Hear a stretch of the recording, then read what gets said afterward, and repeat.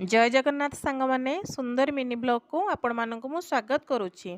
चलतु आज lunch preparation start. आज लंच रे बनवाई बटम छतु आनी तो छतु हेले पिला मानकर तो खुशी कहले न सरे। तो मो पुओ बारंबार आसी रोसे कर देखुची मामा बनैलणी कि नहीं।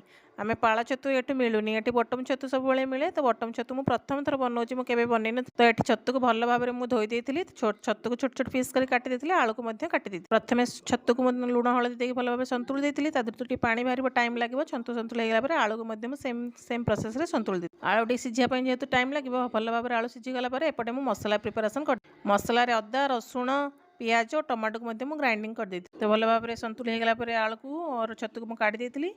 तापर मसला को मैं कषि देती। मसला भल भाव में कषि तेल बाहरी गला संतुला रखाई आलू छतु को भल भाव में एपटे मुझे आलू सीझी नाला जेहेतु घोड़े घोड़े टे 5 मिनट पर्यटन कषि दी। प्रथम थर आज मुझे बनाऊँ एक्साइटेड अच्छे कि टेस्ट किपर लगे देखिए। तो भल भाव में कषि होगा कलर भी बहुत भल देखा मुझे गरम पानी ऐड कर देती। तो टी सीझी नाला आलू से मुझे ढांकी देती 5 मिनट पर्यटन आलू टी सिम रखी आलू टी सीझापी। तो एपटे फुटीगला धनिया पत्र ऐड कर देती। सांग मैंने रेसिपी भल लगी सब्सक्राइब करने को जमार भी भूलें। जय जगन्नाथ।